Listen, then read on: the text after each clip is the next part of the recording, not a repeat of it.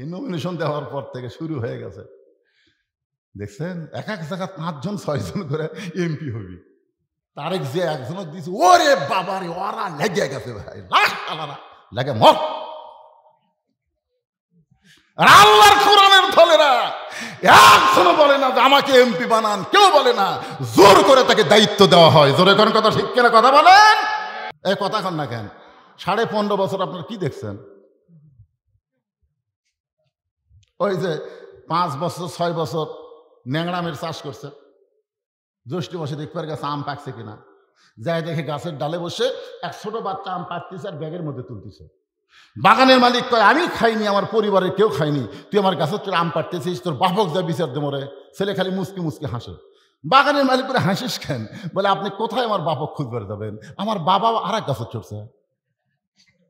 টাকায় দেখে ওর বাপ খালি আম পাড়ে আর বস্তা ভরায়, গাছের নিচে বসে কান্দের, বলে আল্লাহ বিচার দেবো কার কাছে? বেটাও চোর, বাপও চোর। 15.5 বছর আমরা বিচার দেখিনি, বিচারের নামে আমরা প্রহসন দেখেছি। ভালো মানুষগুলো জেলখানায়, খারাপ মানুষগুলোকে জামিন দিয়ে দিয়েছে। জোরে কোনো কথা ঠিক কিনা? আর 15.5 বছর যা দেখলাম, এই 24 আগস্টের পরে এই যে 15 মাসে আমাকে যা দেখাচ্ছে ভাই, এখন 2-1 জন বলতেছে হাসিনাই না ভালো আছিল রে। ওয়াইযা হাকামতুম বাইনান নাস আন তাহকুমু বিল আদল। আল্লাহু আকবার। ওমর ফারুক বলে, আব্দুল্লাহ, তোর আর একটা পাঞ্জাবি দিবার আসি নাই বাজান, এই পাঞ্জাবিটা আমার ভাগে পড়ছে। তুই তাকায় দেখতো, এত ছোট পাঞ্জাবি গায়ে দিয়া আমি যদি আগামীকাল খুতবা দেই তাহলে দেখতে কেমন লাগবে? মুসল্লির পাঞ্জাবি ছোট হলেও কোনো সমস্যা নাই, কিন্তু ইমামের পাঞ্জাবি বড় হওয়া লাগবে। আপনার বলেন তো, মুসল্লি যদি 60 দাওয়াত দিয়ে মসজিদে যায়, সমস্যা আছে? কথা কন ভাই, সত্যি কথা কন, আছে? কিন্তু হুজুর যদি 60 দাওয়াত দিয়ে আসে, খালি দাড়ি ছোট, এক হুজুরের দাড়ি ছোট, আমাকে মুসল্লি ফোন করে বলছে, হুজুর, হুজুরের দাড়ি যদি এক মুষ্টির ছোট হয় তাহলে তার পাশে নামাজ হবে? আমি বললাম, ভাই আপনার দাড়ির খবর কি? আপনি যে হুজুরের দাড়ি মারতেছেন মুখ দিয়ে, আপনার খবর কি? আমি এখনো থুইনি হুজুর। তুমি নিজে দাড়ি থোনি, হুজুরের দাড়ি আমরা যতই খারাপ হয় হুজুর খারাপ হয়ে যাবে। ওরে বাবারে, তো মসজিদের মধ্যে তুমি যদি ইমাম ভালো চাও, তো সমাজের মধ্যে নেতা ভালো চাও না কেন? খালি মসজিদ ভালো তুলে হবে না, গোটা সমাজকে ভালো রাখতে হবে। জোরে করে কথা ঠিক কথা কন না কেন? আগামী ইলেকশনে যারা ভোট পাবে এরা হলো সমাজের নেতা। তার মসজিদের নেতার দাড়ি দেখেন, সমাজের এমপির খবর কি? আরে যেটাই হোক বলা লাগবে না, খালি আপনাকে বলতে খবর কি?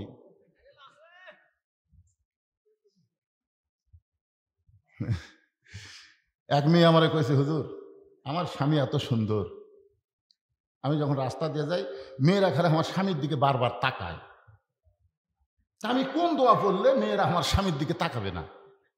আপনি একটু দোয়াটা শিক্ষা দেন। আমি কোনো দোয়া লাগবে না মা, তোমার স্বামীকে চাচা বানাও। যেই বলছি তোমার স্বামীকে চাচা বানাও, মেয়েটা রাখে, হুজুর আপনি আলেম না জানেন, আপনি আমার স্বামীকে চাচার কথা বল। আরে পাগলি, তো কি চাচা কবার করছি, চাচা বানাবার করছি? হাত পাও ধরে কোনোভাবে খালি দাড়ি রাখার ব্যবস্থা কর। ওই আমার কথা মতো স্বামীর হাত পাও ধরে দাড়ি রাখাছে, এখন দাড়ি 4 আঙ্গুল হয়ে গেছে।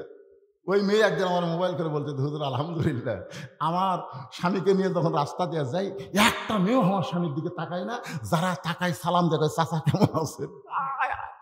বউয়ের সামনে স্বামীর চাচা করলে বউ বিশ্বাস করে আমার স্বামীর উপর কারো নজর নেই। তোর এখন কথা ঠিক কি না? কিন্তু এই দাড়ি চাচা আসলো যখন, সবাই কয় ভাই, যখন ভাই কয় তখন তো আমার নাই। মায়েরা যারা পর্দার অন্তর আছে, আপনার যেভাবেই হোক আমার আপনার স্বামীর হাত পাও ধরে দাড়ি রাখার লাগবে। জোরে কোন কথা ঠিক কিনা? আপনি দাড়ি চাচা অবস্থায় যদি কবর যান, যখন মুনকিন নাকির বলবো আমার নাবিও কত নবীকে, নবী দূর থেকে এসে বলে, এই মুনকিন নাকি, আর সাফালের সোফার দিকে তাকে দেখতো, সোফার দিকে দেখ, ওই আমার সুন্নত কামিয়ে কবরের মধ্যে আছে। ওই যতই আমাকে নবী নবী বলুক, আমি নবীকে উম্মত হিসেবে স্বীকার করি না। এই জন্য আর যাই হোক আমরা দাড়ি নিয়ে কবরে যাবার চাই। জোরে বলেন কারা ঠিক কিনা? কারা কারা রাজি? 2 হাত তোলা, আল্লাহকে দেখান তো দেখি। লিল্লাহে তাকবীর। হাত নামান। আজকের ওয়াজ শুনে মায়েরা খুব খুশি হবে। যাক বাহ,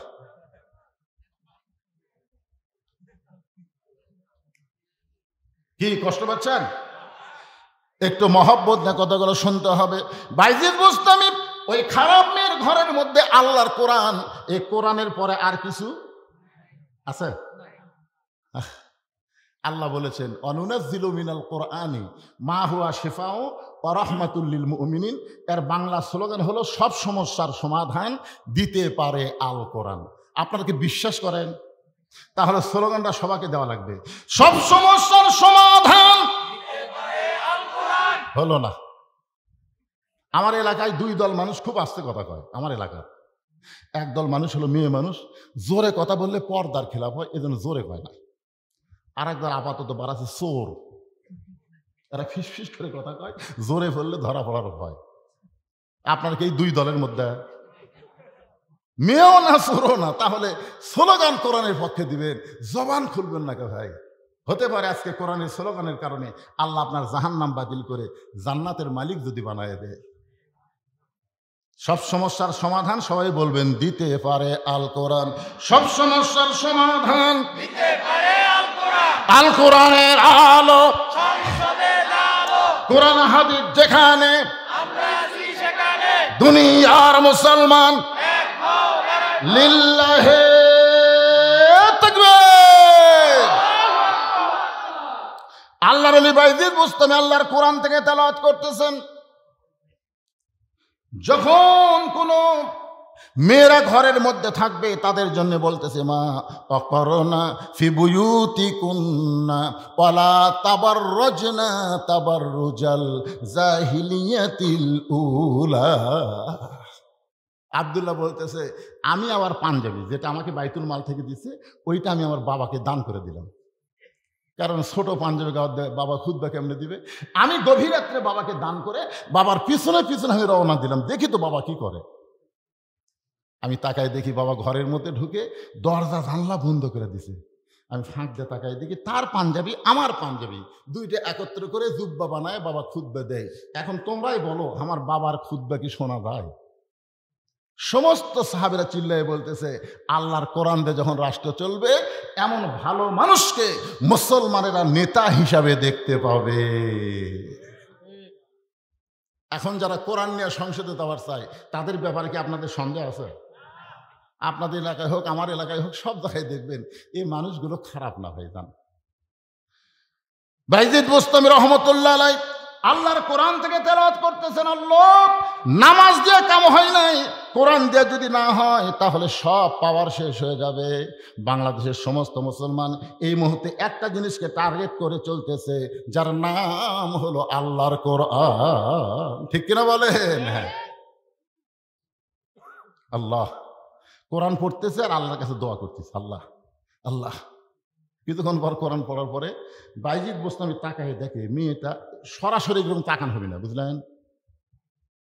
কোনো পর নারীর দিকে যদি আপনি তাকাবার চান অ্যাঙ্গেলে তাকাবেন। কোরআন শরীফ পড়তেছে আর অ্যাঙ্গেলে তাকায় দেখতেছে মাথার ঘোমটা দিছে। এতক্ষণ পর্যন্ত মেয়েটা নামাজ পড়া অবস্থায় অ্যাঙ্গেলে দেখছে সাজিচ্ছে, এবার কোরআন তেলাওয়াত শুনে কি দিছে? আচ্ছা আপনার বলেন তো মাথার যদি ঘোমটা দেয় আপনাদের কি মনে হচ্ছে? আল্লাহ রাসূল বললেন ফাতেমা তোমার কি কখনো মনে হয় যে তোমার বাবা আল্লাহর নবী হওয়ার কারণে আল্লাহ তোমাকে জান্নাত দিবে? ফাতেমা বলতেছে বাবা আপনি কি করেন? আমার সবসময় মনে হয় আমার বাবা বিশ্ব নবী সাইদুল আম্বিয়া সাইদুল মুরসালিন, আর এই নবীর মেয়ে হয়ে আল্লাহ আমাকে জান্নাত দিবে না?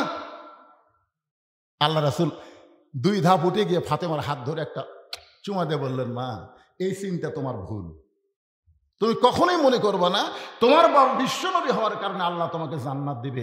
জান্নাতে যদি যাবার চাও তাহলে জান্নাতের আমল করে তোমাকে জান্নাতে যাওয়া লাগবে। সঙ্গে সঙ্গে ফাতেমার চোখের মধ্যে পানি বাবা।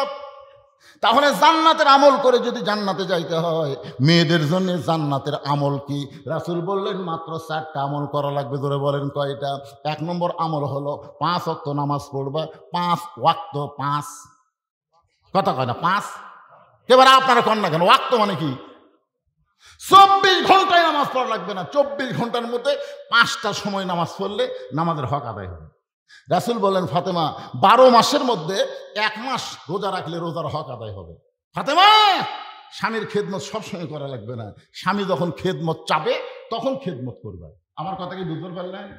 মেয়েদেরকে রাসূল বলতেছেন স্বামীর খেদমত সবসময় করা লাগবে না। বর্তমানে আলুর যে দাম কম, এখন যদি রাত্রেবেলা বউ খেদমত করবার চাই, স্বামী কয় যে কয়টা বস্তা থুতি রে ভাই 50-100 টাকা করে দিবার চাই, তার মধ্যে এসে খুঁতখুত করতেছে। মনের মধ্যে শান্তি না হলে ওই জায়গায় শান্তি হয়। এই জন্য অতি ভক্তি, ধরে এখন অতি ভক্তি। রাসূল বলেছেন সবসময় স্বামীর খেদমত করা লাগবে না, স্বামী যদি খেদমত চায় তখন খেদমত করবা। যদি আপনাদের বউ দেখেন কোনোদিন আপনাকে খেদমত করবার যাচ্ছে, কারেন্টের ফ্যান বন্ধ করে দিয়ে তাল পাকার বাতাস করতেছে, স্বামী কয় কে গো কারেন্ট গেছে? কয় না। ওই ফ্যান যদি আপনাকে শান্তি দেয় তাহলে আমি জান্নাতে কেমনে যাই? এই জন্য কারেন্টের ফ্যান বন্ধ করে দিয়ে তাল পাকার বাতাস করতেছি, কিছুক্ষণ পরে এক হাতে বাতাস করে এক হাতে কপাল টিপতেছে। স্বামী কয় আল্লাহ রে তুমি এত খেদমত করো, বউ বলে আপনার পায়ের তলে আমার জান্নাত, খেদমত না করলে জান্নাত পাবো? সমানে খেদমত করে। স্বামী এক সময় 2 হাত তুলে বলতেছে আল্লাহ আল্লাহ আমার এই বউ জান্নাত দিও আল্লাহ। বউ বলতেছে হবে না, হবে না। স্বামী কয় হবে না মানে আমি দোয়া করতেছি, তুমি যতই দোয়া করো তোমার সঙ্গে জান্নাতে থাকা আমার হবে না। স্বামী কয় কেন? বলে জান্নাতে না থাকার কারণ হলো তোমার বুড়া বাপ আর বুড়ি মাও। তুমি যখন বাড়িতে থাকো না, এই বুড়া বুড়ির অত্যাচারে আমার কলজাত আগুন লেগে গেছে। তুমি যদি আমাকে নিয়ে জান্নাতে থাকার চাও তাহলে তোমার বাপ মা বাদ দেওয়া লাগবে, আর তোমার বাপ মাকে বাদ দিয়ে যদি আমার সঙ্গে থাকো তাহলে জান্নাতে থাকা হবে। অমা আলাইনা ইল্লাল বালা। এখন তুমি কি করবা কও? তোমার বাপ মাও বাদ দিবা হামাক লিবে, না হামাক বাদ দিয়ে তোমার বাপ মাও লিবে? তুমি কোনটা করবা কও?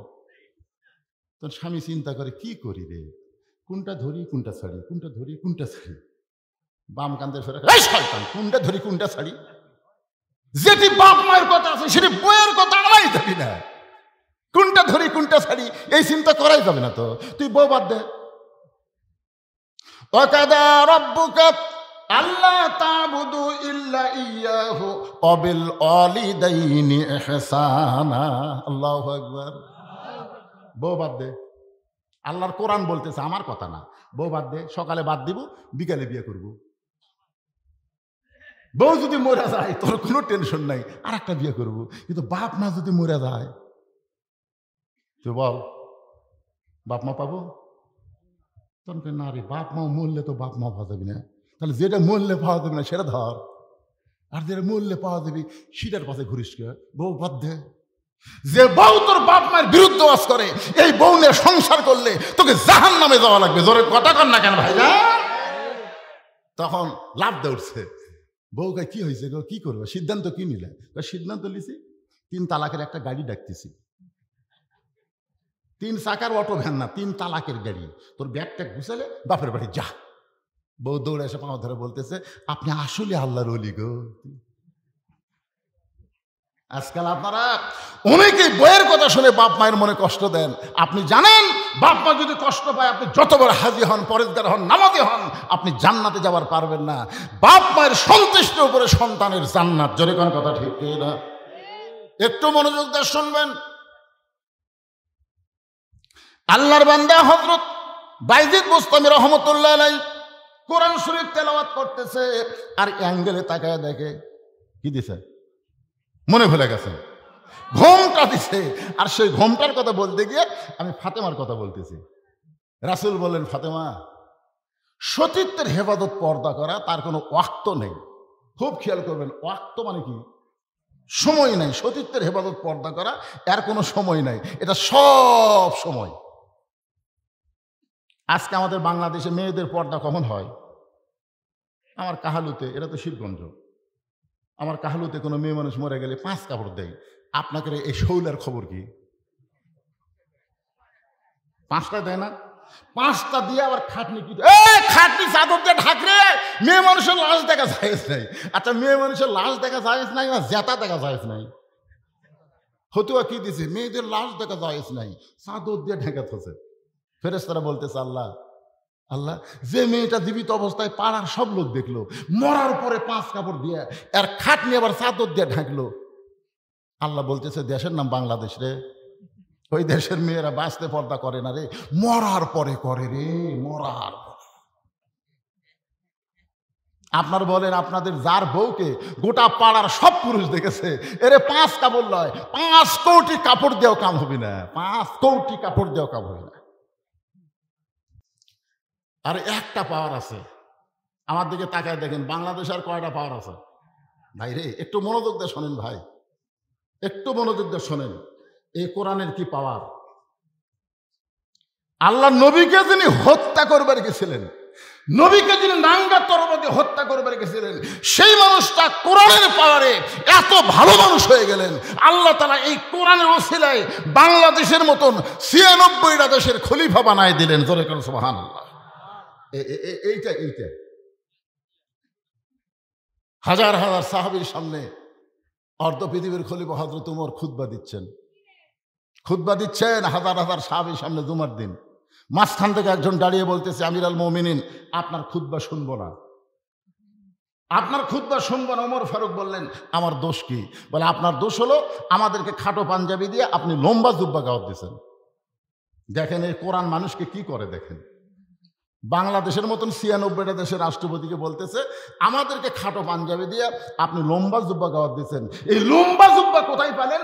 যতক্ষণ পর্যন্ত না বলবেন আপনার খুতবা আমরা শুনবো না। আজকে যদি কোনো এমপি সাহেবকে কেউ এরকম প্রশ্ন করে, এমপি ছবি ধর, এমপির সাথে যে পুলিশ থাকে, এমপি কিছু বলার আগে পুলিশ দিয়ে ধরবে, এমপির সম্মান নাই।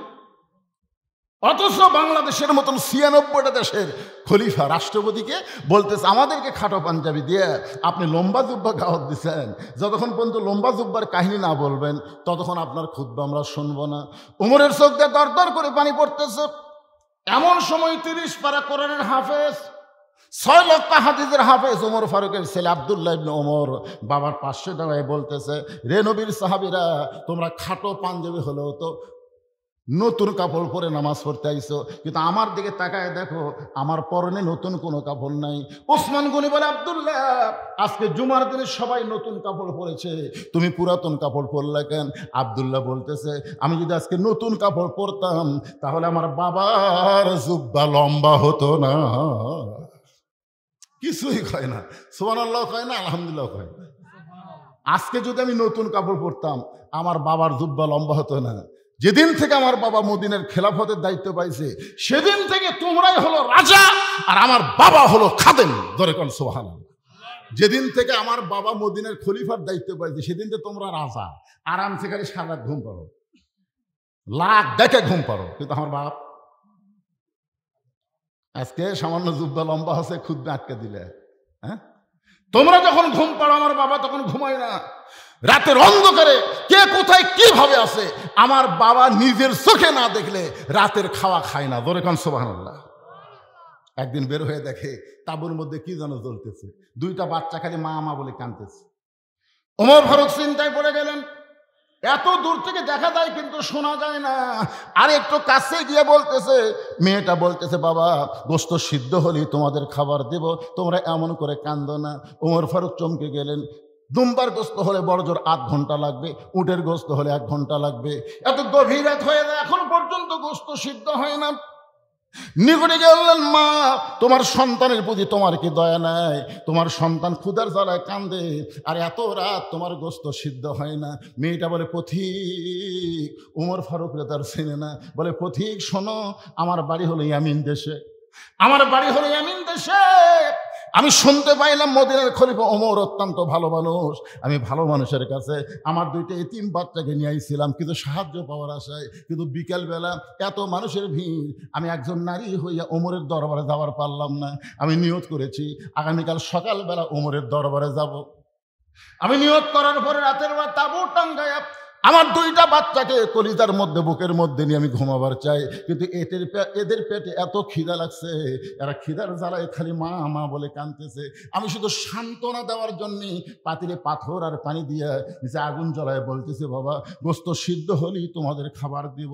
আমার মনে হচ্ছিল আমার সন্তান 2টা সান্ত্বনার বাণী শুনতে শুনতে একসময় ঘুমিয়ে যাবে, আর সকালবেলা আমি ওরের দরবারে নিয়ে যাব। কিন্তু আমার 2টা বাচ্চার পেটে এত খিদা লাগছে, ক্ষুধার যন্ত্রণা এদের চোখে ঘুম ধরতেছে না। আমার মনে হয় আমার এতিম বাচ্চা 2টা আজকে রাত পর্যন্ত বাঁচবে না। সঙ্গে সঙ্গে ওমর ফারুক আসামির মতন বললেন, মা তুমি আগুন জ্বালানো বাদ দিয়া, পানি পাথর সিদ্ধ করা বাদ দিয়া তুমি তোমার সন্তানের কাছে যাও। ইন্নাল্লাহা মা'আস সাবিরিন, ধৈর্যশীলদের সঙ্গে কে থাকে? মেয়ে এবার চলে গেছে দুইটা বাচ্চার কাছে। ওমর ফারুক এক দৌড়ে বাইতুল মালের দরজায়, বাংলাদেশের মতন 96টা খলিফা পাগলের মতন দৌড়ায়, বাইতুল মালের দরজায় গিয়ে বলে, আসলাম আর দেরি করিস না, বড় একটা খাবার বস্তা আমার মাথায় উঠে দে। আসলাম বলে, আমির আল মুমিনিন, কোথায় বস্তা নিয়ে যাওয়া লাগবে হুকুম দেন, সেই জায়গা পর্যন্ত আমি বস্তা পৌঁছায় দেই। ওমর ফারুক বলে, আসলাম রে, একজনের পাপের বোঝা আর একজন কেউ মাথায় নাই না, দে আমার মাথায় উঠে দে। মাথায় খাবার বস্তা নিয়ে ওমর ফারুক যখন দৌড়াই, পিছন দিক থেকে আসলাম কান্দের বলে, ইয়া আমির আল মুমিনিন, এত ওজনের বস্তা নিয়ে দৌড়াতে গিয়ে আপনি যদি পড়ে যান আপনার কষ্ট হবে। ওমর কান্দের, আসলাম রে, সময় মতো যদি জায়গায় যাবার না পারি তাহলে আল্লাহ জাহান্নামের আগুনে ওমরকে ফিরায় ফেলবে। এক দৌড়ে বাইতুল ওই তাবুর নিকটে গিয়ে বললেন, মা তোমার সন্তান দুইটাকে জীবিত আছে। মেয়েটা বলতেছে এখনো পর্যন্ত ওরা জীবিত আছে। ওমর ফারুক বললেন, মা তাহলে বস্তার ভিতর থেকে আটাত রুটি তৈরি করে, হালুয়া তৈরি করে আমার সামনে দাও। মেয়েটা উটিয়ার হালুয়া তৈরি করে ওমর ফারুকের হাতে যখন দেয়, ওমর ফারুক দুইটা তিন বাচ্চাকে দুই উরাকের উপরে বসায়া রুটি ছিঁড়ে হালুয়া যখন মুখের মধ্যে দেয়, ওমরের চোখটা দরদর করে পানি পড়তেছে। দুইটা বাচ্চা বলে, কে গো তুমি? বাবার মতন দরদ করে এমন করে রুটি খাওয়া, হালুয়া খাওয়া, তারপরে তুমি কেন কাঁদতেছো? সঙ্গে সঙ্গে ওমর ফারুক আল্লাহর কোরআন থেকে তেলাওয়াত করলেন, আরাআইতাল্লাযী ইউকাযযিবু বিদ্দীন ফাযালিকাল্লাযী ইয়াদুল ইয়াতীম ওয়া লা ইয়াহুদ্দু আলা তুআমিল মিসকিন। আল্লাহ আল্লাহ, এই অধমকে জাহান্নামের আগুন থেকে তুমি হেফাজত করো। মেয়েটা তাঁবুর মধ্যে থেকে বলে, কে গো পথিক? ভালো মানুষের গল্প শুনেছি, কিন্তু মানুষ এমন ভালো হয় কোনোদিন কল্পনা করি নাই। তুমি কেন জাহান্নামের আগুন থেকে বাঁচতে চাও? আল্লাহ ওমরকে মদিনার খলিফা না বানায়া তোমার যদি মদিনার খলিফা বানাইতো, আল্লাহ মদিনার জান্নাত বানায়া দিত। আব্দুল্লাহ বলতেছে, আমার বাবার লম্বা জুব্বা হতো না যদি আমি আজকে নতুন কাপড় পরতাম। ওসমান গনি বলে, আব্দুল্লাহ কি হয়েছে? আব্দুল্লাহ বলে, তোমরা সবাই যখন ঘুমায় থাকো, আমার বাবা তখন আমার ঘরের দরজা দিচ্ছে, যা বলতেছে, আব্দুল্লাহ আব্দুল্লাহ। আমি দরজা খুলে তাকায় দেখি বাবার হাতে একটা পাঞ্জাবি। আমি খুশি হয়ে বললাম, বাবা বাইতুল মাল থেকে আমার একটা পাঞ্জাবি দিছে, আপনি আর একটা দিবে রাখছেন? নেতার বেটা হওয়ার মতো লাভ নাই, বাইতুল মাল থেকে একটা দিছে, আপনি আর একটা দিবে রাখছেন। সঙ্গে সঙ্গে ওমর ফারুক আল্লাহর কোরআন থেকে তেলাওয়াত করলেন, ইন্নাল্লাহা ইয়ামুরুকুম আন তুআদ্দুল আমানাতি ইলা আহলিহা ওয়া ইযা হাকামতুম বাইনান নাস আন তাহকুমু বিল আদল। জোরে আল্লাহু আকবার। হে আব্দুল্লাহ, তুই কেমনে বলিস বাইতুল মাল থেকে একটা তোরে দিছে, আমি আর একটা দিবে রাখলাম? এ কথা তুই কেমনে বলিস? কারণ আল্লাহর কোরআন দিয়ে যখন রাষ্ট্র চলে তখন নেতার বেটাকে ডবল দেওয়া যাবে এরকম কোনো সুযোগ ইসলামে নাই। ধরে কোন কথা ঠিক কিনা? তুই কেমনে বলিস? ওই যে হাকামতুম বাইনান নাস আন তাহকুমু বিল আদল, আল্লাহর কোরআন দিয়ে যখন বিচার চলবে বাংলাদেশে, তখন হাকিমেরা ইচ্ছা মতো বিচার করে পারবে। মরার সময় যদি কলেমা তাইয়্যিবা জিকির করতে করতে মারা যায়, শুধু কলেমা তাইয়্যিবা তার জবানে জারি থাকার কারণে আল্লাহ তার জীবনের সব গুনাহ মাফ করে দেয়। তাহলে মরার সময় কি আমরা জবান বন্ধ রাখতে চাই না খোলা রাখতে চাই? তো খোলা রাখতে গেলে এটা আল্লাহর কোরআনের কথা স্বীকার করা লাগবে, তো মুখ বন্ধ থাকলে হবে না। ইন্না দীনা ইনদাল্লাহিল ইসলাম, আল্লাহর কাছে মনোনীত জীবন বিধান ধর্মের নাম কি? সবাই জবান খুলে বলেন, নাম কি? শুধুমাত্র মুসলমানের ঘরে কবুল হওয়ার কারণে ভাগ্য গুণে আমরা আল্লাহ পাইছি। খালি হিন্দুর ঘরে জন্ম নিলি কি পাইছেন? হিন্দুরা অবশ্য ঠেলাত পড়ে আল্লাহ কয়, এটা আমার জীবনে একবার প্রমাণ। আমি আমার গাড়ি কাজীপুর পৌরসভার মধ্যে রেখে যমুনার ওই পারে আমার মাহফিল, মাজনা বাড়ি। আমাকে বললো, হুজুর নদী পার হওয়া লাগবে নৌকায় চড়ে। আমি বললাম, বাদান বড় ঠর নৌকা নিয়ে আসবি, কারণ আমরা ধানের শীষের লোক, আমরা নৌকা বুঝি না। তোরা এখন ঠিক কিনা? তোরা বিশাল একটা নৌকা নিয়ে আসলো। আমি নৌকায় ওঠার সময় দেখলাম 100 যাত্রী নৌকার ভিতরে। আল্লাহর কি কাম! নৌকা যখন নদীর মাঝখানে, হঠাৎ আসমানে কালো মেঘ, বাতাস শুরু হয়ে গেছে। মেঘও শুরু হয়েছে, বাতাস শুরু হয়েছে। ওই নৌকার মধ্যে দুইটা হিন্দু ছিল। ধরে কারণ কি ছিল? ওই দুই হিন্দু আমার কাছে এসে বসে বলছে যে হুজুর আজান দেন। আমি বললাম তোমরা না হিন্দু, তোমাকে চেহারা দেখে বোঝা যাচ্ছে, তোমাদের ভগবানের খবর কি? ওরা বলতেছে আফসোস, আমাদের ভগবান থাকে কিন্তু সব জায়গায় থাকে না, আর মুসলমানের আল্লাহর পাওয়ার সব জায়গায়। জোরে কারণ ঠিক কি না? আমি বললাম যে আজান দিলে আসমানের কালো মেঘ যাবে, ঝড় কমে যাবে, তোমরা কেমনে বুঝলা? বলে হুজুর আমাদের বাড়ি হলো মুসলমান এলাকায়, এইরকম বিপদ যখন আসে তখন মুয়াজ্জিন আজান দেয়, আজান একবার দিলে কমে যায়, দুইবার দিলে বন্ধ হয়ে যায়। চিন্তা করছেন? ঠেলাত পড়ে হিন্দুরাও আল্লাহ কয়। ধরে কোন কি কয়? আসলে আল্লাহ ছাড়া তো কেউ নাই। আপনি বলেন তো লা ইলাহা ইল্লাল্লাহর মধ্যে আপনি কি বলতেছেন? আল্লাহ ছাড়া কেউ আছে? জোরে কান আছে? নাই। ওদের ভগবানের ভ বাদ দিলে গবানের কোনো অর্থ খুঁজে পাবেন না। গবানের গ বাদ দিলে বান মানে বন্যা, দুনিয়ার কোনো মানুষ পছন্দ করে না। বা বাদ দিলে নো মানে ভগবান নাই। আর ভগবানের খাওয়া আছে? আর আমরা যাকে আল্লাহ বিশ্বাস করি, আপনি কোরআন শরীফ পড়ে দেখেন, আল্লাহু লা ইলাহা ইল্লা হুয়াল হাইয়ুল কাইয়ুম। যদি মন চায় আপনি আলিফ বাদ দেন, লিল্লাহি মা ফিস সামাওয়াতি ওয়াল আরদ। আবার যদি মন চায় আর একটা লাম বাদ দেন, লাহুল মুলকু ওয়া লাহুল হামদ। আবার যদি মন চায় আর একটা লাম বাদ দিয়ে দেখেন আল্লাহ বাদ পড়ে নাই, ওয়াল্লাহুল্লাযী লা ইলাহা ইল্লাহু। ভাগ্য গুণে আমরা যে আল্লাহ পাইছি, সে আল্লাহর সবকিছু বাদ দিলেও আল্লাহ বাদ পড়ে না। মুসলমানের আল্লাহ সদা বিরাজমান। জোরে বলেন ঠিক? এমন একজন আল্লাহ পাওয়াতে আপনারা মনে হয় খুশি না বেজার? তাহলে জবান খুলে বলি আলহামদুলিল্লাহ। আমাদের ভাগ্য এত ভালো যে আমরা ভাগ্য গুণে একজন নবী পাইছি। ধরে কোন কি পাইছি? আমাদের নবী কিন্তু শুধু নবী না, এদের দরুদ শরীফের মধ্যে আপনারা কি বললেন? আল্লাহুম্মা সাল্লি আলা সাইয়্যিদিনা মাওলানা মুহাম্মদ। আপনারা কি বললেন? এই যে দরুদের মধ্যে যে আরবিতে আপনারা বললেন আল্লাহুম্মা সাল্লি আলা সাইয়্যিদিনা, সাইয়্যিদিনা মানে কি? আমাদের বাংলাদেশে কিছু মুসলমান আছে, তারা শুধু নবীকে নবী বিশ্বাস করে কিন্তু নেতা হিসাবে মানবার চায় না। সাধারণ একজন মানুষকে নেতা বানায়া তার পিছনে ঘুরঘুর করে। জোরে কোন কথা ঠিক কিনা? এবং মাঝে মধ্যে স্লোগান দেয় আমার নেতার চরিত্র ফুলের মতন পবিত্র, খুঁজলে দেখে নামাজ পড়েনি এক ওয়াক্ত। এরা কোনোদিন নেতা হওয়ার যোগ্য না। এদেরকে নেতা বললে পাপ হবে। নেতা যারে তারে বলা যাবে না তো। আমাদের নবী শুধু নবী ছিলেন না, আমাদের নবী হলেন আমাদের নেতা। এই জন্য আমরা অনেক সময় স্লোগান দেই আমার নেতা তোমার নেতা বিশ্ব নবী মোস্তফা। ভাগ্যগুণে এমন একজন নবী নেতা পাইছি, যেই নেতা আল্লাহর আরশে গেছে। সুবহানাল্লাহ। এক সময় আল্লাহ বললেন হাবিব আমি খুশি হয়ে আপনাকে জান্নাত দেখার তৌফিক দিয়ে দিলাম। তখন আমাদের নেতা নবী জান্নাতের মধ্যে ঢুকলেন। জান্নাতের মধ্যে ঢোকার পরে জিবরাইল বলতেছে হুজুর আপনি যদি জান্নাত থেকে বের না হন, আল্লাহ আপনাকে জান্নাত থেকে বাইর করে দিবে না। কারণ আল্লাহ জান্নাতের একটা শর্ত দিছে, সেই শর্তটা হলো সালামুন আলাইকুম তিবতুম ফাদখুলুহা খালিদিন। কেউ যদি একবার জান্নাতে প্রবেশ করে আল্লাহ তাকে চিরস্থায়ীভাবে জান্নাত দিয়ে দেয়। আপনি যদি জান্নাত থেকে বের না হন, আল্লাহ আপনাকে জান্নাত থেকে বের করে দিবে না। হুজুর খামাখা জিবরাইল বলতেছে নবীকে যে খামাখা দুনিয়াতে যায় কি করবেন? দুনিয়া হলো কষ্টের জায়গা। ধরে কোন কিসের জায়গা? আমাকে জন্য না, আমাকে খুব শান্তি, কিন্তু নবীদের জীবনে খুবই কষ্ট। এখনো বাংলাদেশে যারা নবীর পথে থাকতে চায় তাদের রহে রহে কষ্ট আছে না নাই? ধরে কোন আছে না নাই? হ্যাঁ, যেই বছর রাসূল মেরাজ করেছেন ওই বছরে রাসূলের জীবনে 3টা কষ্ট গেছে। 1 নম্বর কষ্ট হলো চাচা আবু তালেব মারা গেছেন।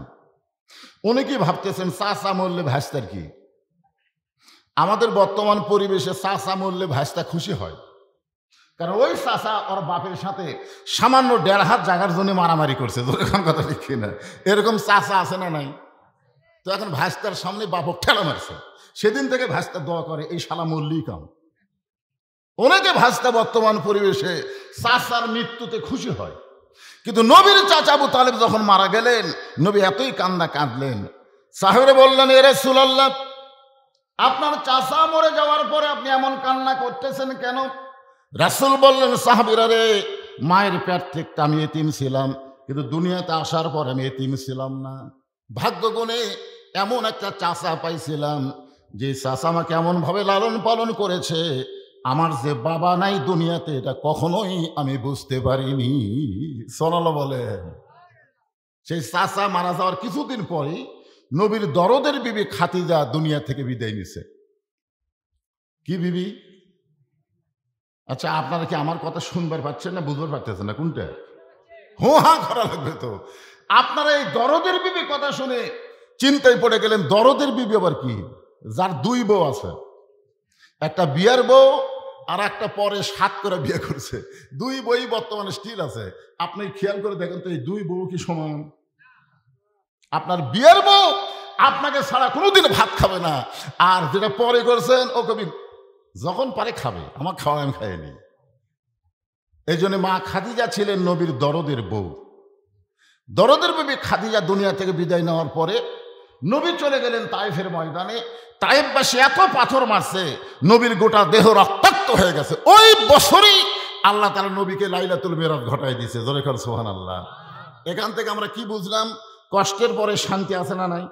জোরে এখানে আছে না নাই? এই বাংলাদেশে যারা কষ্ট করছে, আপনারা বলেন তো, হাসিনার সময় যারা বাড়ি থাকতে পারে নাই, হাসিনার সময় যাদেরকে অন্যায়ভাবে জেলে দেওয়া হয়েছে, এমনকি কোরআনের পাখি 50 বছর কোরআনের হক তাফসীর করার পরেও অন্যায়ভাবে তাকে 13 বছর জেলখানায় বন্দি করে রাখছে। জেলখানার মধ্যে যখন দুনিয়া থেকে বিদায় নেয় না, তখন হাসপাতালে নিয়ে গিয়ে তাকে হত্যা করা হয়েছে। জোরে কর কথা ঠিক? আহারে, এত কষ্ট দিয়েছে। আপনার বলেন তো, কষ্টের পরে শান্তি আছে না নাই? এইবারে গোটা বাংলাদেশ আমি আপনাদের দোয়ায় ঘুরে ঘুরে দেখতেছি। সেপ্টেম্বর মাসের 5 তারিখ থেকে ওয়াজ শুরু করছি, এ পর্যন্ত দেখতেছি প্রত্যেকটা মানুষের মনে একটা চেতনা শুরু হয়েছে। সব দেখা হলো শেষ, আগামীতে আমরা বাংলায় দেখবো কোরআনের বাংলাদেশ। জোরে কোন কথা ঠিক কিনা? প্রত্যেকটা মানুষের মনে একটা আকাঙ্ক্ষা তৈরি হচ্ছে। সব দেখলাম তো, যেই কোরআনের ওয়াজ করে বক্তারা, এই কোরআনটা আসলে কি, এটা আগামীতে বাংলার মুসলমান দেখবার চায়। জোরে কোন কথা ঠিক কিনা? শুধু কোরআন এসে মাহফিলে এসে কোরআনের ওয়াজ শুনলে হবে না, বাস্তবে এই কোরআন আমাদের দেখা লাগবে। হ্যাঁ, দেখা লাগবে। তো এখন হাসিনা তো কম কষ্ট দেয়নি। কষ্টের পরে শান্তি, এটা আল্লাহ প্রমাণ করলেন রাসূলকে আরশে নিয়ে গিয়ে। জোরে কোন সুবহানাল্লাহ।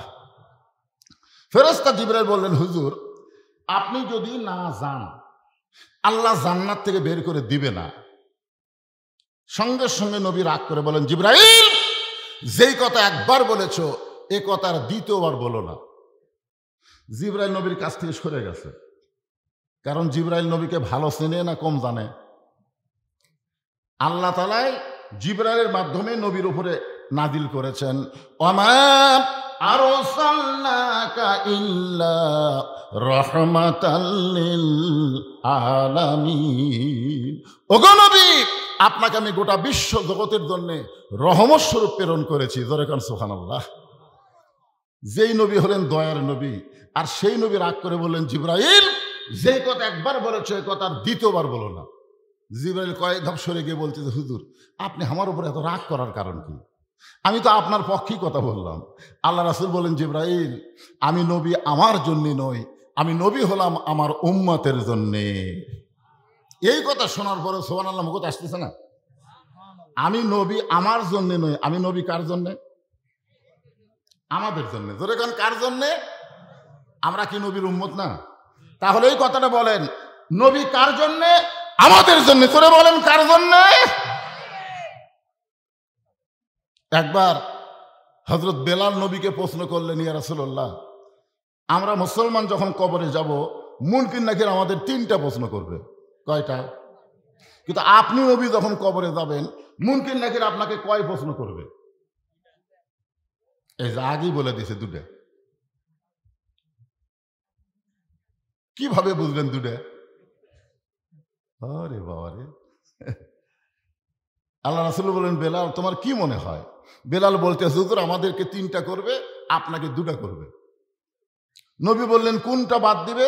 বলে ওমান নাবিউকা, এই প্রশ্ন আপনাকে করবে না, কারণ আপনি নিজেই তো নবী।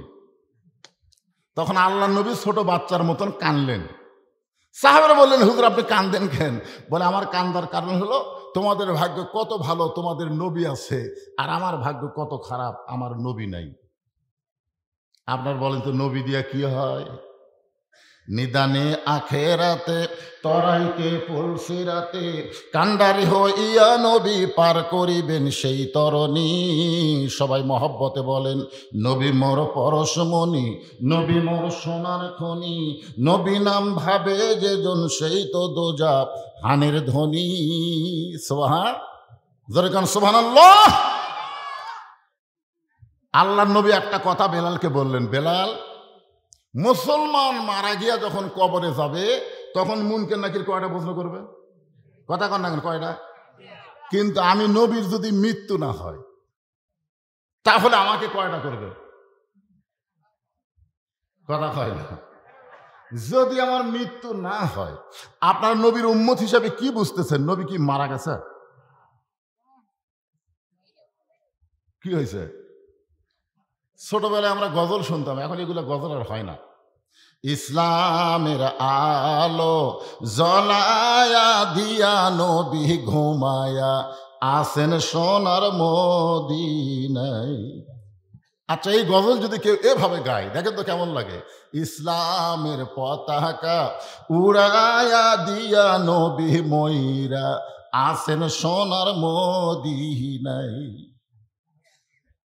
ময়রা আছে? একটা লোক ডাঙায় বলেন হুজুর মরাই তো আছে। বলেন, যদি মরা বিশ্বাস করেন সারা জীবন দরুদ পড়লেও আপনার একটা লাভ হবে না, কারণ আপনি দরুদ পড়ার সঙ্গে সঙ্গে একদল ফেরেশতা আপনার দরুদগুলো নিয়ে রাসূলের রওজা মোবারকে জমা দিয়ে দেয়। ধরে কর সুবহানাল্লাহ।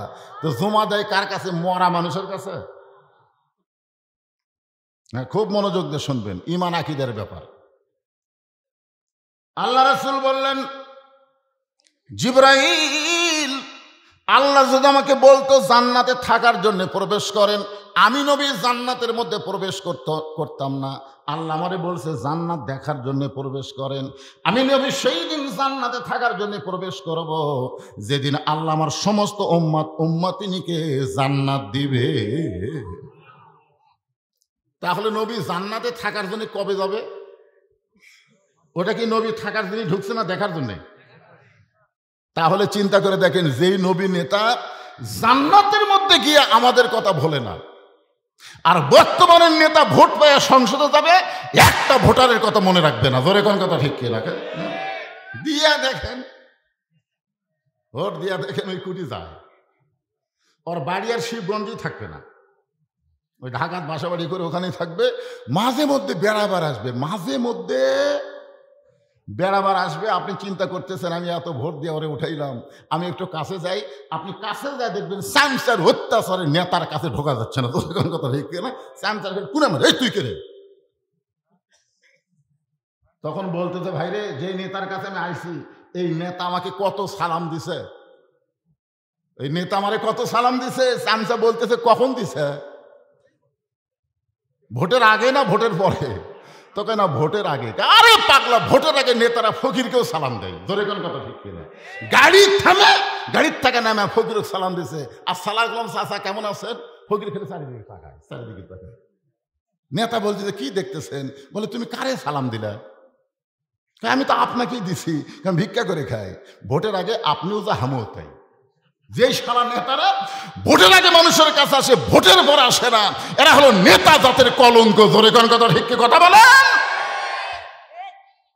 আর আমরা যাকে নবী নেতা বিশ্বাস করি তিনি জান্নাতের মধ্যে গিয়েও আমাদের কথা বলে না।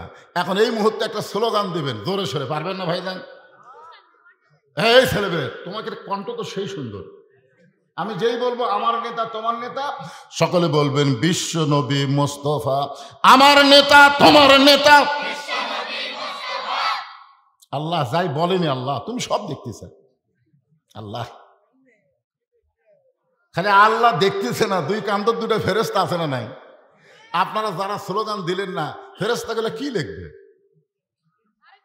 যে বক্তা এত কিছু বুঝানোর পরেও বিশ্ব নবীকে বিশ্ব নেতার স্লোগান দিল, আর এরা মুখ বন্ধ করে থাকলো। শোনেন, আদম থেকে ঈসা নবী পর্যন্ত কোন নবী পর্যন্ত জান্নাতে যাবার পারবে না আমাদের নবী সুপারিশ না করলে। আপনি এত বড় কি মরদ হোসেন যে নবীর সামনে আপনার জবান খোলে না? আর একবার চান্স নেন, জনগণ বুঝুক বক্তা একলা নাই, তার সামনে কিছু নবীর মহব্বতের পাগল আছে। জোরে কোন ঠিক কিনা ভাইজান? আমার নেতা তোমার নেতা, এইবারে বোঝা গেল। এইটাই যদি আগে দিতেন আমাকে পেতল ভালো লাগে। ভাগ্য গুণে আমরা এমন একজন নবী পাইছি। আমি ছোটবেলা একটা গান শুনতাম, আছেন আমার মুক্তার, আছেন আমার ব্যারিস্টার, শেষ বিচারের হাইকোর্টেতে তিনি আমায় করবেন পার, আমি পাপী তিনি জামিনদার। আল্লাহ যখন হাকিম হয়ে আমাকে আসামি বানায় দিবে, ওই সময় আমার নবী আমার পক্ষে ওকালতি করবে, আমার নবী আমার পক্ষে ব্যারিস্টারি করে আমাকে সুপারিশ করে জান্নাতে পৌঁছায়া দিবে। এমন একজন নবীর উম্মত হওয়া ভাগ্য ভালো না খারাপ? এই জন্য সকলে আরেকবার বলি আলহামদুলিল্লাহ। এখন আসেন, সূরা মুলুক থেকে 2 নম্বর আয়াত তেলাওয়াত করছি। এই কোরআনের মধ্যে সূরা মুলুক আছে না নাই? আমি কি বাইরে থেকে বললাম না কোরআনের ভিতর থেকে? সূরাটার নাম কি? মুলক। জোরে বলেন, নাম কি?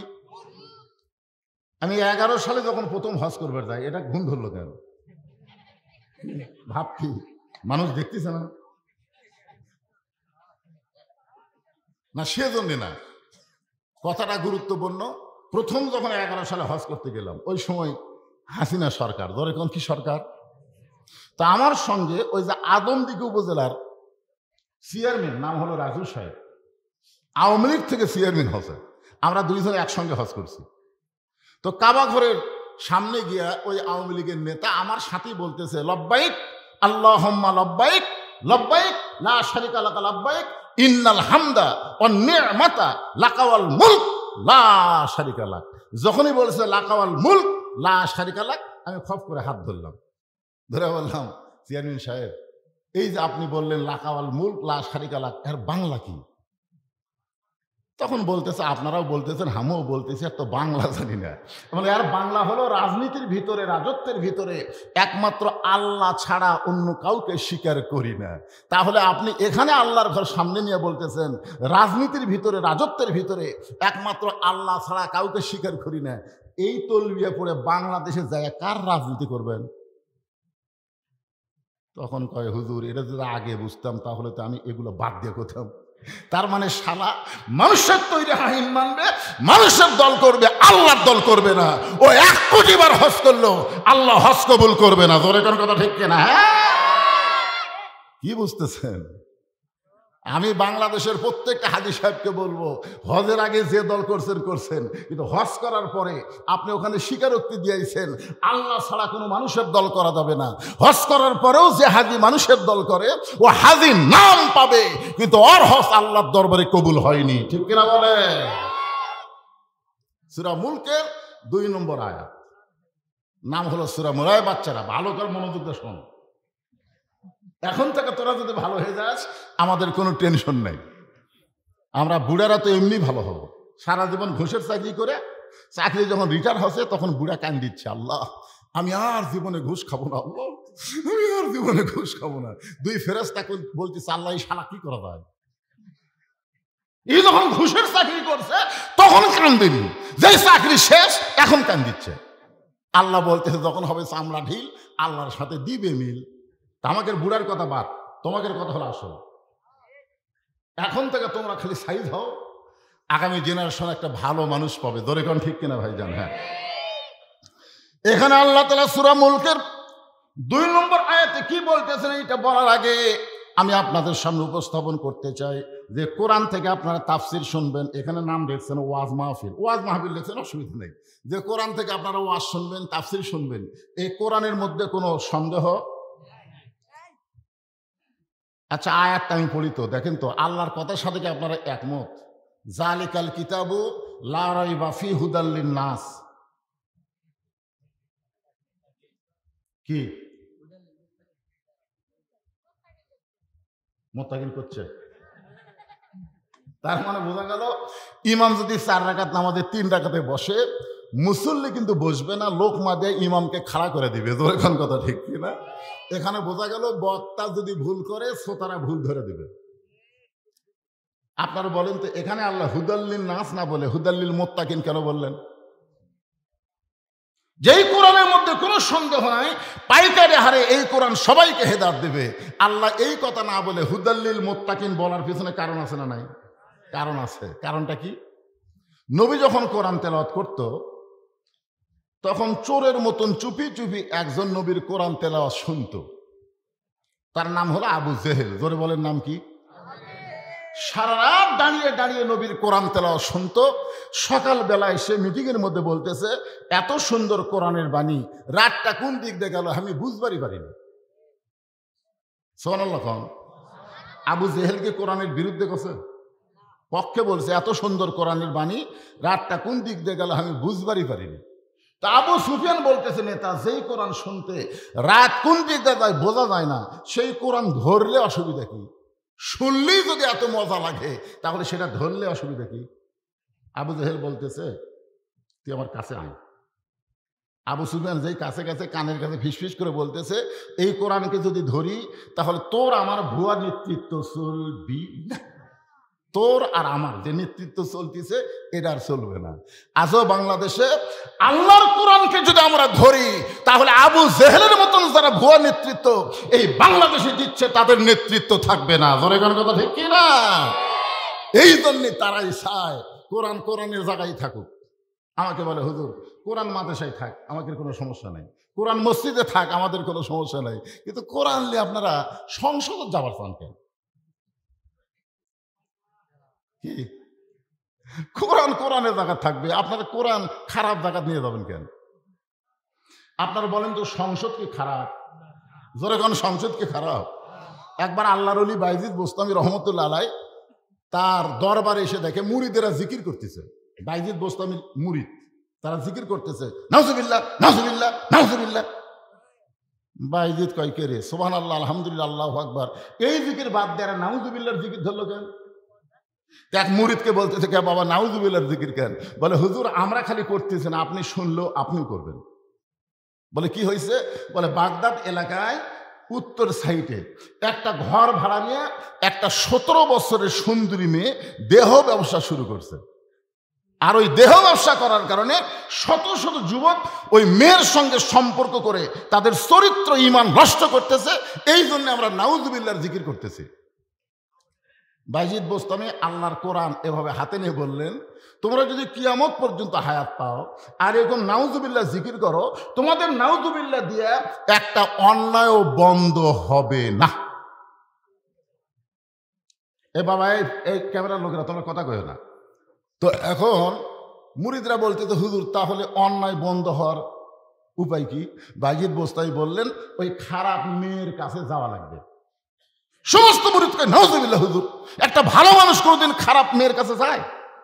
বাইজিদ বোস্তামি বললেন, তোমরা যদি না যাও তাহলে আমাকেই যাওয়া লাগবে।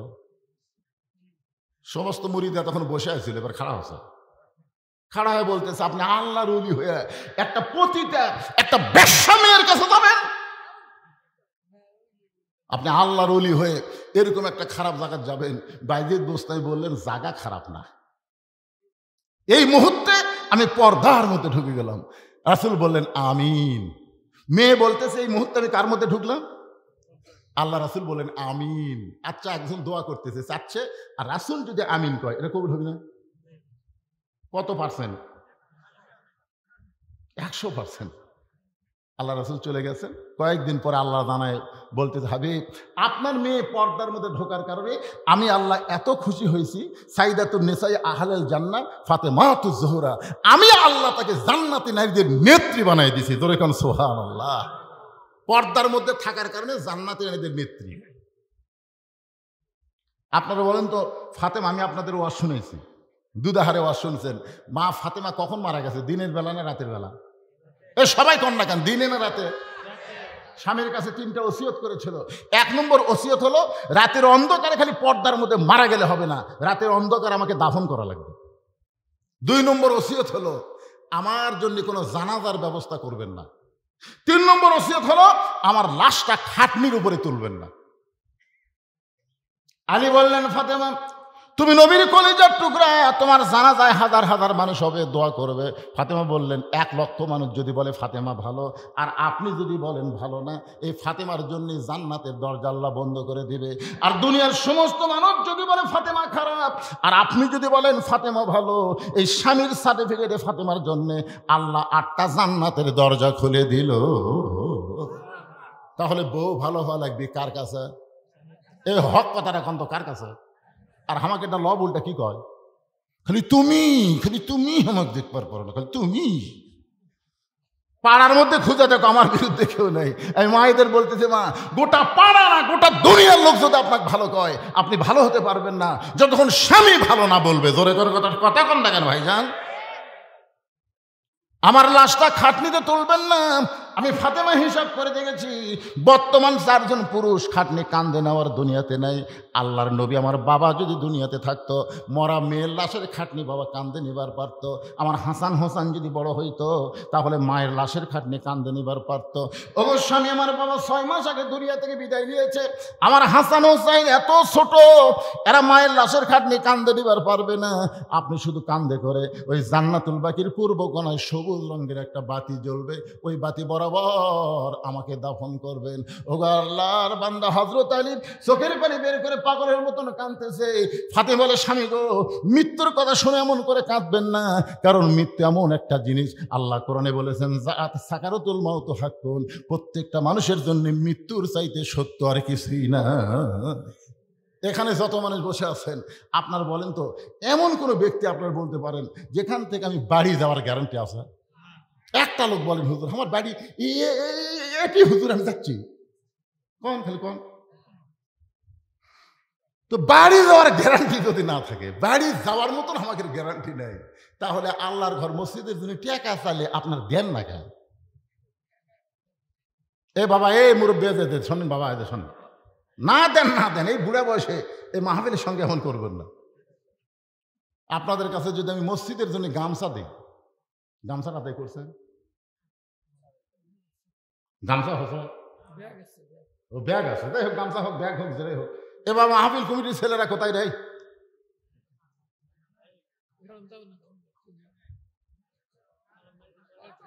এটা কি একে? ও আচ্ছা, ঠিক আছে। কাত করে আদায় করো, তোমরা আদায় করবো কাত।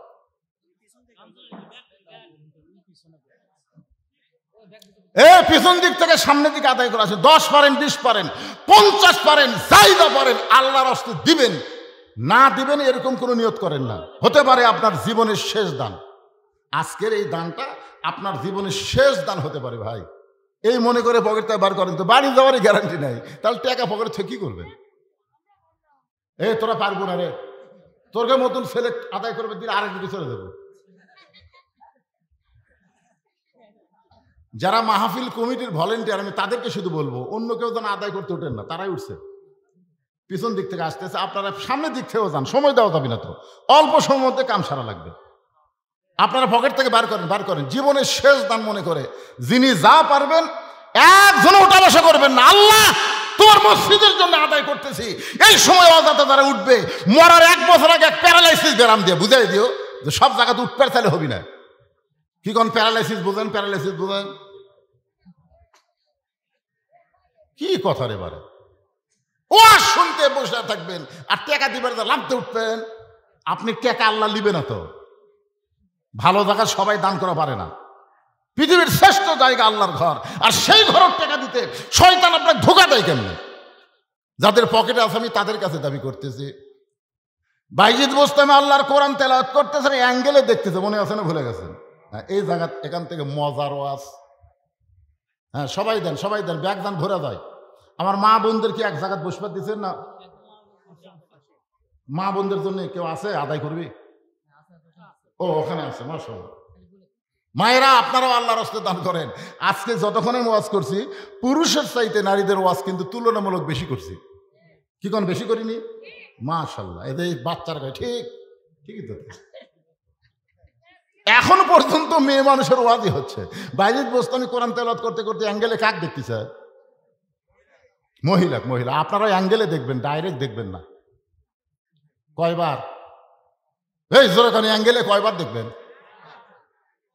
যদি মনের মধ্যে কোনো কুমন্ত্রণা আসে সঙ্গে সঙ্গে পড়বেন আস্তাগফিরুল্লাহ, পড়েন আস্তাগফিরুল্লাহ রাব্বি মিন কুল্লি জামবি ওয়া তুবু ইলাইহি। আপনারা উঠতেছেন কেন রে ভাই, উঠতেছেন কেন? আমার কলজা ভরে গেছে। 10টার সময় উঠে এই যে 12টা পর্যন্ত আপনারা বসে আছেন, লড়াচড়া নাই, ভালো লাগতেছে তো। আদায়ের কথা শুনে লাভ দিয়ে ওঠেন কেন? আপনি কি মনে করতেছেন এই টাকা পয়সা নিয়ে আপনি কবরে যাবেন? কিন্তু যেদিন ডাক পড়িবে কবর মাঝে যাইতে, জোগাড় কিছু করছ বন্ধু তার মাঝে বিছাইতে। ডানে কবর বামে কবর নিচে কবর আছে যে, ওপর দিকে চাইয়া দেখো বাঁশের ছাউনি দিছে গে। আমাকে বলছিল যে হুজুর আপনি একটু কালেকশন করবেন, দেখছেন কালেকশন করে চাই। এই সামান্য টাকা চাইলে মানুষ দিবে না, কেন? টাকা দেব না, টাকা দিব না। একটা কুকুর যাচ্ছে রাস্তা দিয়ে না খায়া, ইতিমধ্যে এক লোক টোপলা নিয়ে ওই রাস্তা দিয়ে যাওয়ার সময় দেখে কুকুর যে কোনো সময় পড়েই মরে যাবে। আস্তে করে টোপলা থেকে কুকুরের পাও ধরে বলতেছে বাবা কুকুর, চোখের পানি বের করে বলতেছে বাবা কুকুর, তোর না খাওয়া শরীর দেখে আমার এত কষ্ট লাগতেছে। এই বলে কুত্তার পা ধরে কাঁদতেছে আর বলতেছে। এমন সময় আর একজন ব্যক্তি যায়, যাওয়ার সময় দূর থেকে দেখে একটা লোক কুকুরের পা ধরে কাঁদতেছে। ও এখন মনে করছে এটা বরকতের কুকুর হবে। কিসের কুকুর? বরকতের কুকুর মনে। ও দৌড়ে যায়, কান্না শুরু করছে। আর একটা লোক রাস্তায় যায়, হায় সর্বনাশ, এই কুকুরের মধ্যে কি আছে রে? এরা দুইজন যখন কান্দিছে আমিও কান্দি। ও কুকুর একটা পা ধরে কান্না শুরু করছে। আর একজনকে যাক, এখন একটা পা বাদ আছে, ওই সেই পা ধরে কান্না শুরু করছে। পঞ্চম লোক ব্যক্তিকে হয়, যাক 5-8টা ফুরালে কি হবে রে, নেয়াজ আছে, ওই কুত্তার নেয়াজ ধরে কান দিচ্ছে। ইতিমধ্যে এক লোক যায়, সর্বনাশ, এটা কোন যুগে কুত্তার পা ধরে নেয়াজ ধরে কান্দে, এরা কারা? তো কাছে যায় বলতে ভাই তোমরা অযথা কুত্তার পা ধরে নেয়াজ ধরে কান্দতেছে, তাই নেয়াজ ধরতে তাই বলতে ভাই আমি কিছুই জানি না, আমার আগে 4 জনের কান্দা দেখতেছি, কান্দা দেখে আমি কান দিচ্ছি। হাই মিয়া কুত্তার না ছেড়ে দাও। ওই ছেড়ে দিচ্ছে, তখন আরেকজন বলতে ভাই তুই কেন? আমার আগে এরা 3 জন কান দিচ্ছিল, বারে এদিকে কান্না দেখে আমিও কান্না শুরু করছি। অযথা কান্দা কাম হবে? ছাড়ো পাও ছাড়ো। আরেকজন বলো তুই কান্দিস কেন? বলে আমার আগে 2 জন। ও পাও ছেড়ে দিয়েছে, তুই কান্দিস কেন? এটাই শয়তান, এর কান্দা দেখে আমি কান্দতেছি। কে রে তুই কান্দিস কে রে? ভাই আমি যাওয়ার সময় দেখি কুত্তাকে লড়ঘড় করতেছে, যে কোনো সময় পড়েই মরে যাবি রে, অক সান্ত্বনা দেওয়ার জন্য আমি কান্দিচ্ছি। তো তুই কোথায় যাবি? বলে অমুক জায়গা বেড়াবার যাবো। এই যে আমার টোপলা আছে, টোপলার মধ্যে কি আছে? বলে টোপলার মধ্যে রুটি আছে, যখন খিদা লাগবে তখন আমি খাবো। তো রুটি আছে টোপলার মধ্যে, 2টা রুটি বার করে কুত্তা দিলেই তো কুত্তার এই ক্ষুধা থেকে কুত্তা বাঁচা যায়। তখন বলতে ভাই কান্দা বড় সহজ রে, কিন্তু টোপলা খোলা খুবই কঠিন। আজকে আমাদের বাংলাদেশে ওয়াজ শোনা খুবই সহজ, কিন্তু আল্লাহর ঘরে 2টা টাকা দেওয়া খুবই কঠিন। জোরে করার কথা ঠিক কিনা? এই কুত্তার মতো কি করবে? আরো 1 ঘন্টা ওয়াজ করি, কোন হুজুর সেই ওয়াজ। আর যেই কোনো আল্লাহর ঘরে লাভ দিয়ে উঠছে, যে কয়টা লোক লাভ দিয়ে উঠে গেলেন, কি বুঝলেন আপনারা? বাইজিদ বোস্তামি তাকায় দেখে মেয়েটা সাইদা গুজদা বাদ দিয়ে মাথায় ঘোমটা দিয়া বাইজিদ বোস্তামের পিছনে বসে গেছে। বাইজিদ বোস্তামে আল্লাহর কোরআন তেলাওয়াত করতে করতে এক ফাঁকে বললেন, মা তুমি এমন ভাবে ঘোমটা দিয়ে আমার পিছনে বসলে কারণ কি? মেয়েটা বলতেছে, আল্লাহর ওলি আমি আপনাকে জানি না, চিনি না, কিন্তু আমি বিশ্বাস করেছি আপনি একজন ভালো মানুষ। ভালো মানুষ যদি না হয় তাহলে 24 ঘন্টার বুকিং দিয়ে আপনি ঘরের মধ্যে ঢুকলেন। ঘরের মধ্যে ঢোকার পরে আপনি জায়নামাজ বিছে আমার জন্য দোয়া করলেন। এরপর আপনি কোরআন তেলাওয়াত করতেছেন। আপনার কোরআন তেলাওয়াত শুনে আমি আর ধৈর্য ধারণ করতে পারি না, কারণ ওয়াইজা তুলিয়াত আলাইহিম আয়াতুহু জাদাতুহুম ঈমানান। কোরআন এমন একটা পাওয়ার যেইটার তেলাওয়াতে মানুষের ঈমান আল্লাহ বাড়ায়া দেয়।